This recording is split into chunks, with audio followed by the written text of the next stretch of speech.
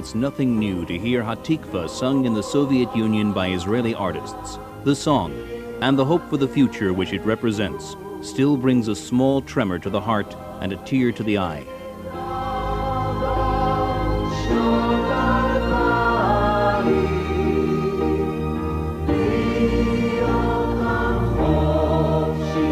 This tremor is the link between the Israeli artists who came to the Soviet Union under the aegis of the Joint and Azriel for the high holidays.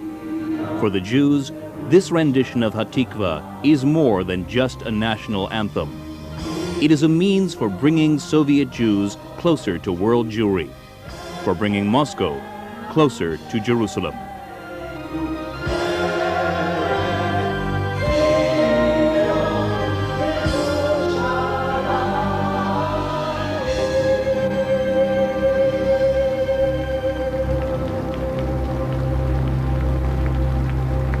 The 65 emissaries from Israel who are about to leave for the Soviet Union under the aegis of the Joint and Azriel to prepare for the high holidays there, first take a course in Hebrew teaching methods.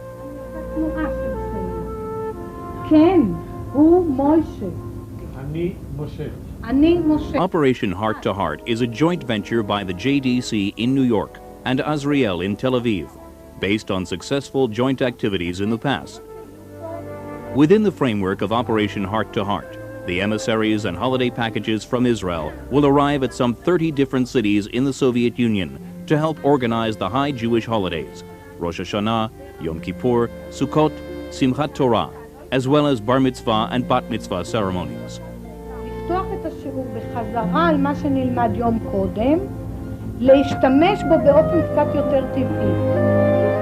The emissaries bring their personal experience and acquired knowledge to Moscow, from which they disperse across the continent to their various destinations, in some of which no Israeli emissary has ever visited before. The Joint Distribution Committee emissary from Israel arrives in Tbilisi, the capital of Georgia. The city and its sites are well known to him, for his father was one of the leaders of its Jewish congregation. I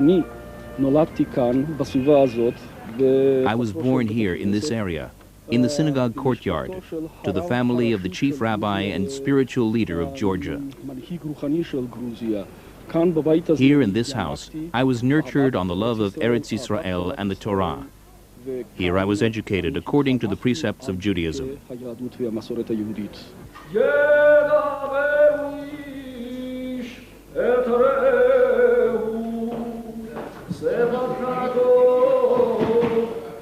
The arrival of the emissary to Georgia signals a revival and reorganization of Jewish congregational life around the synagogue in Tbilisi.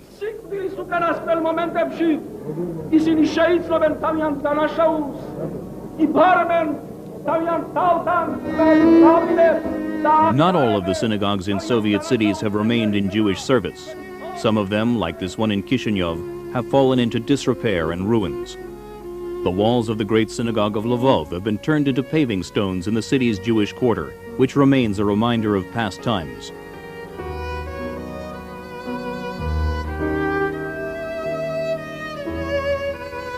In the heart of Odessa, the magnificent synagogue has been turned into a gymnasium.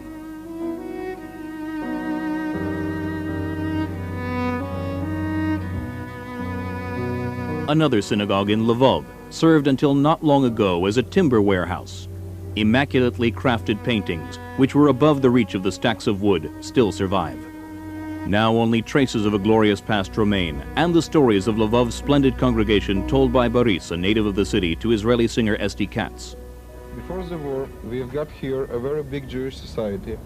More than 50% of the inhabitants here were Jewish people. So we have here a very interesting and very old synagogue. Now you can see what now we have. Only one wall. Only one wall. And you can see that even the high, we wasn't allowed to build the synagogues higher than church. Stille Licht und stille Augen, Lippen frumme Stille, fahr die stille Licht gebeugen, schäfschet sie at viele. The stories stir a chord in the heart of Sabra Esti Katz as well. Koim die Licht nach Herren, Gott ist nicht mein Bescherter, wirst mir ihn bescheren. The Jewish past which has been uprooted shows itself in every corner of Lvov, as in other Soviet cities. Here in Lvov, the street through the ghetto is once again called the Old Street of the Jews. In Vilna, there's a street named after the Vilna Gaon, who lived here. The greatest paradox of all can be found in Odessa, where Sholem Aleichem Street, named after the Jewish writer, intersects a street named after the oppressor of the Jews, Bogdan Khmelnytsky.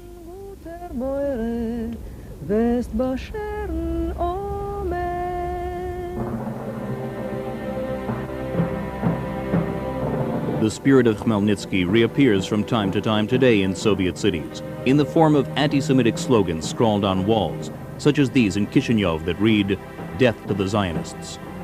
But nevertheless, Jews once again raise their heads high. Synagogues that have been reopened, such as this one in Donetsk, serve as the venue for the holiday celebrations. My friends, we begin the holiday celebration. We say next year in Jerusalem, but it isn't so. We reside here. We must feel ourselves as Jews.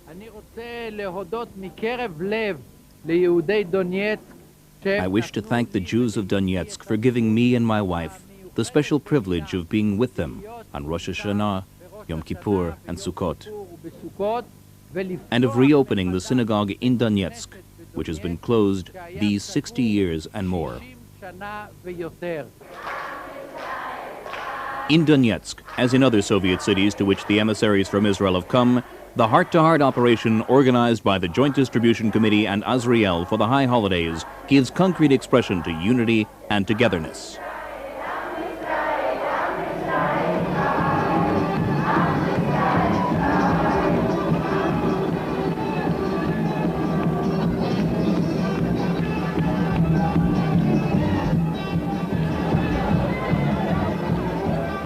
This program was conceived about a year ago when Sylvia Hassenfeld and I visited Moscow, and we saw that all that the young Jews had to celebrate were the streets. And we decided then that we were going to create a life cycle of the Jewish calendar and to create programs for each particular occasion. The first holiday operation mounted by the JDC and Azriel consisted of the public Passover Seders, held for the first time in Soviet history, with the participation of over 12,000 guests. The Sukkot and high holiday operations came later.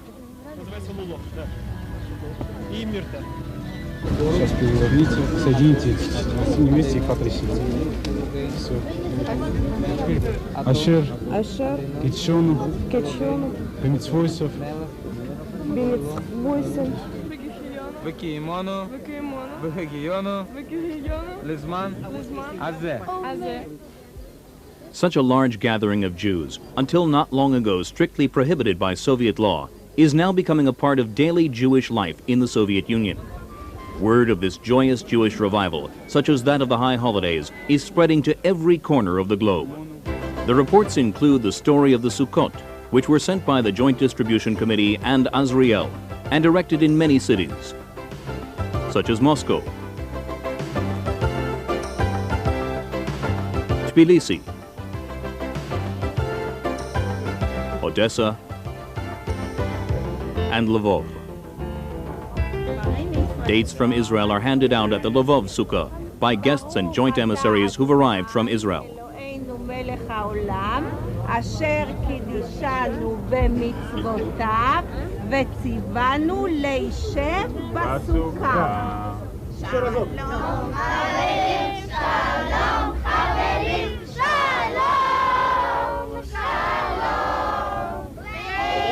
להתראות, להתראות, שלום, שלום.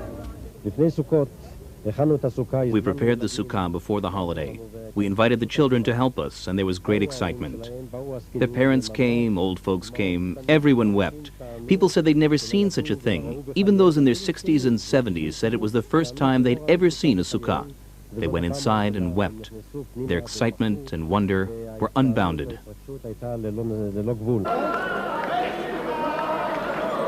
Sukkot ends with Simchat Torah, upon which, according to Jewish tradition, the yearly recital of the entire Torah ends, and it is taken on a circuit of the synagogue. Many young people join the Hakafot ceremony, which is for them a first encounter with their Judaism, with Jewish tradition, and with Israeli song and dance.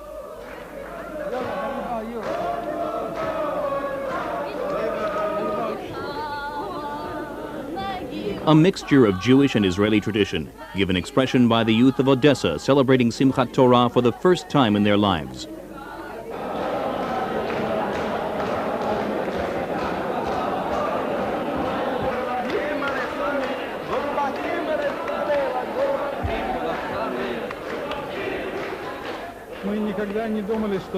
We never expected to see a holiday such as we're witnessing today. Even 2 months ago, it didn't seem realistic. I saw old people crying. They also say they never expected to be able to see our strong youth, these girls and boys, dancing happily on this holiday of ours. To my regret, I'm 43, and I'm seeing how it's done and how beautiful it is for the first time.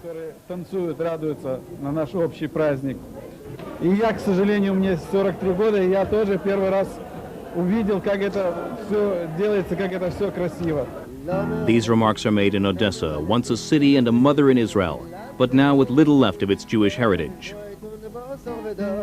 There are different revolutionaries today who stroll along Potyomkin stairs, symbol of the start of the October Revolution.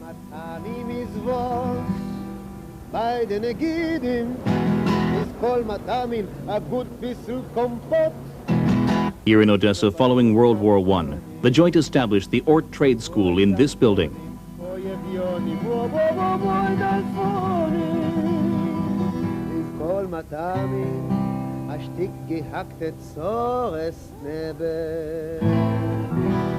In this building, on an adjacent street, the Jewish national poet Chaim Nachman Bialik lived and wrote. And Jewish leader Zev Jabotinsky pursued his journalistic and polemical labors here. Today the spot is run down and neglected, but perhaps that's what inspires for a moment the Israeli singer who's come here, Hanan Yovel.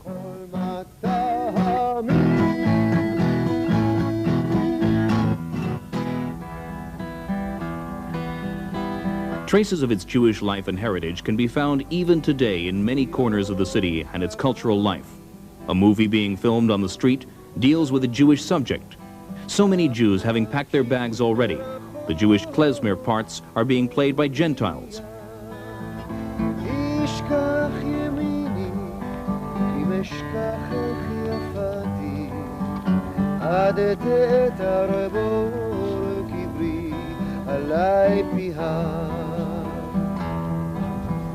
I do believe in a better tomorrow. We shall return to Zion, to our land. Live peaceful life there, no hatred, no sorrow. Nation to nation extend. The songs of longing for Zion, sung by the men and women of the various aliyot who set out from Odessa's port, have long been forgotten. But during this holiday season, they are brought back to the city and port by the Israeli singer Hanan Yovel. Meanwhile, the port of Odessa is locked to Jews wishing to immigrate to Israel. Meanwhile, one can only sing of the longing for Zion against the background of the port, which is a chapter in the history of the Jews who left Russia before the revolution and dispersed to the four corners of the earth. The song brought by this singer from Israel is a sign of the revival of the Hebrew language in the Soviet Union, which is a first step towards an acquaintance with the nation and its culture.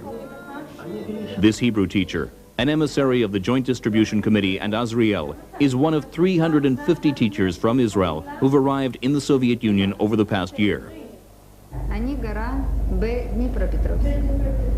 Where do you live? On which street?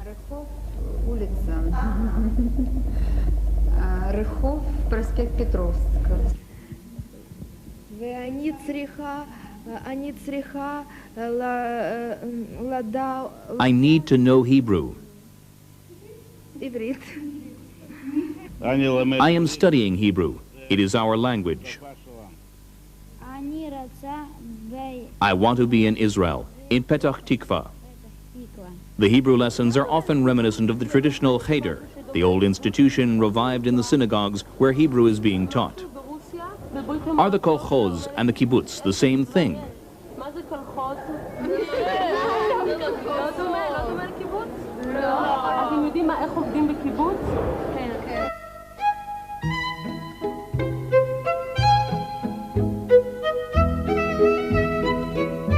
Hebrew is a difficult language, but it is the key to an understanding of Eretz Israel and its culture. of the songs these Israeli singers have brought with them. 5 groups who've come on a volunteer basis under the aegis of the JDC and Azriel and another organization to sing during the high holidays throughout the Soviet Union. Everywhere the reception is warm and friendly. Singer Esti Katz feels this well upon arriving in Lvov.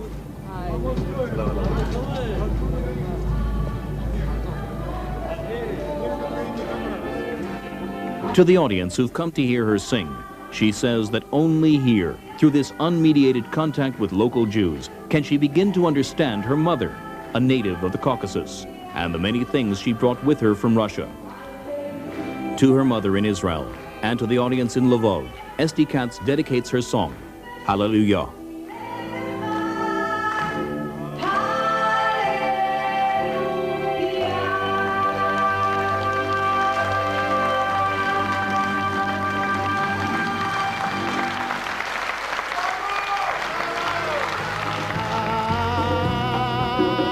אני נולדתי לשלום שרק יגיע, אני נולדתי לשלום שרק יבוא.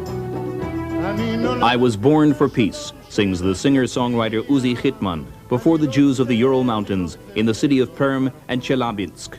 Uzi Chitman's father was deported from Poland to these parts during World War II and immigrated to Israel from here. Later, Perm became a place of exile for many prisoners of Zion.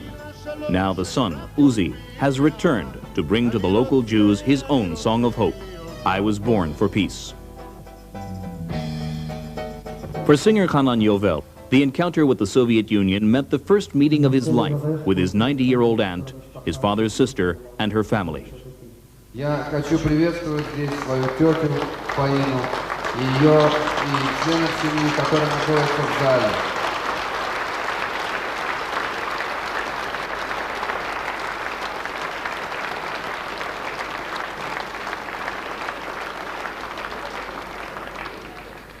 ובשיר הבא אני רוצה לספר להם קצת על המשפחה. By means of a song written for his son Dor, Hanan seeks to tell his relatives about his own family.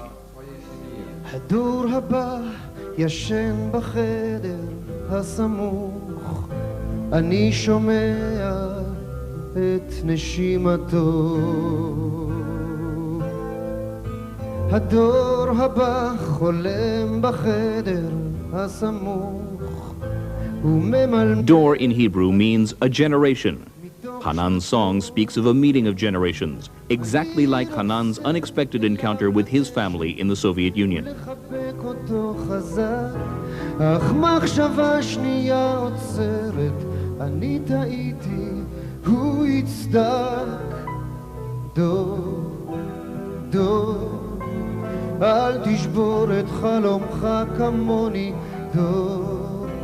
דור, אל תשבור את עולמך, עיניים פקח, אך אל תשכח כל מה שאתה רוצה עכשיו. ידיים שלח, אך אל תבטח באלה הקוראים לשווא. אל תשתוק, עמוד מולי, אל תסמוך על הדור שלי.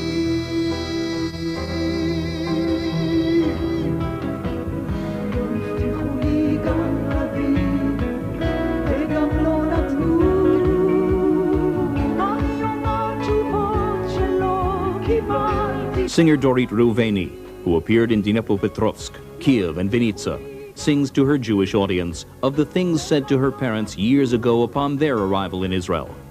So goes the song. Nobody promised me a rose garden.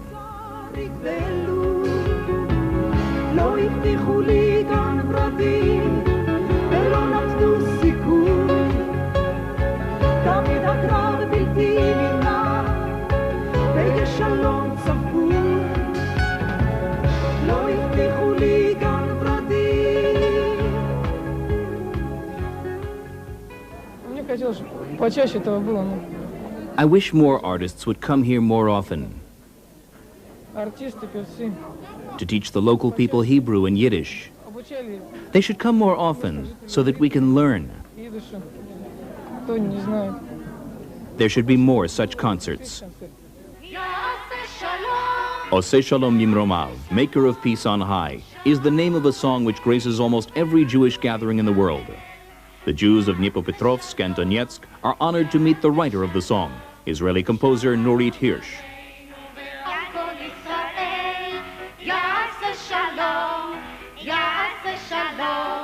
Shalom aleinu ve'al kol Yisrael.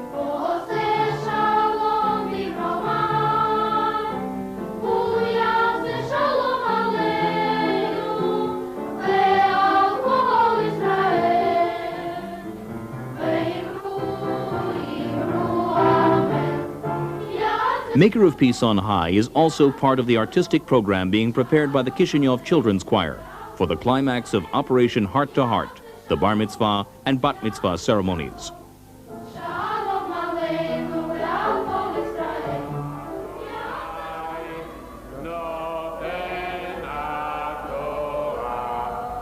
Preparations for these ceremonies and explanations on the meaning of this passage to adult maturity are provided by the emissaries from Israel.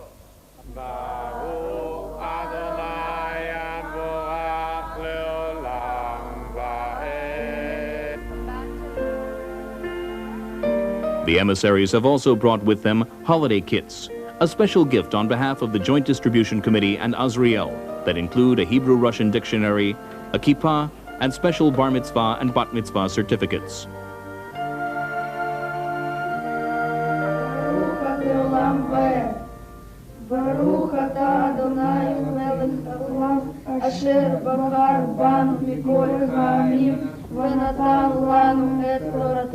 ברוך אתה אדוני נותן התורה.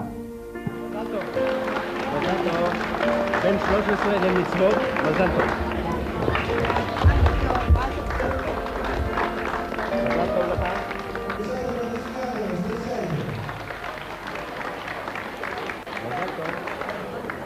Operation Heart to Heart succeeded beyond all expectations.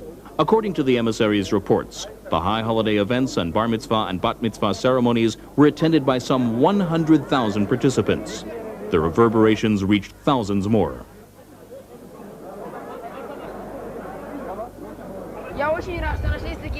I'm very happy that people have arrived from Israel and honored me by celebrating my bar mitzvah with me. I've grown a head taller.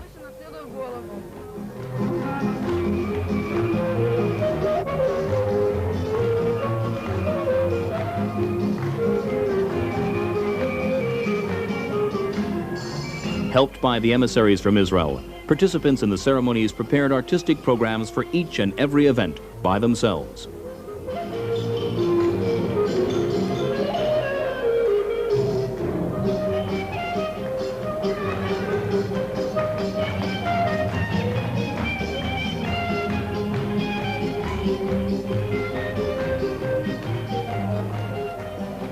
Can't begin to imagine the logistics, what it takes to bring this kind of an operation to a country. Millions, thousands, hundreds of thousands of miles away they traveled, and to bring all the ingredients that it took to make a holiday, to make a festival. This is just the beginning. We're going to go on from here until all the Jews in the Soviet Union are reached. The JDC and Azriel will continue to reach out to every corner of the Soviet Union. The groups of singers who performed before about 20,000 people have gathered for a joint concert in Moscow to mark the end of Operation Heart to Heart. And so the chain continues, sing the Israeli artists. And the chain does continue in the fruitful cooperation between the Joint Distribution Committee and the operative body in Israel, Azriel. This cooperative effort has a long and successful background and a future of joint activities filled with promise.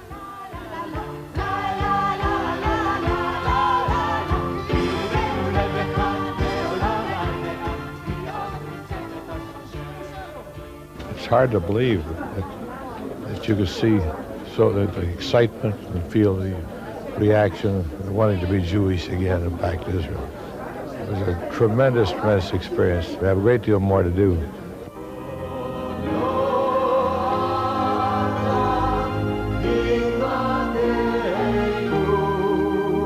Operation Heart to Heart in the Soviet Union began with great hope and comes to an end with the even greater hopes it has stirred.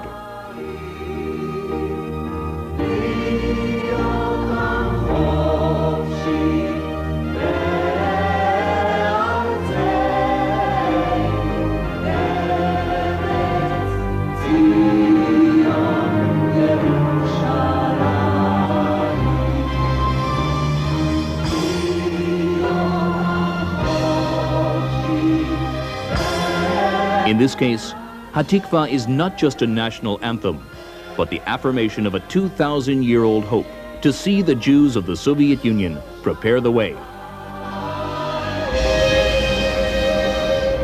And they are on their way indeed.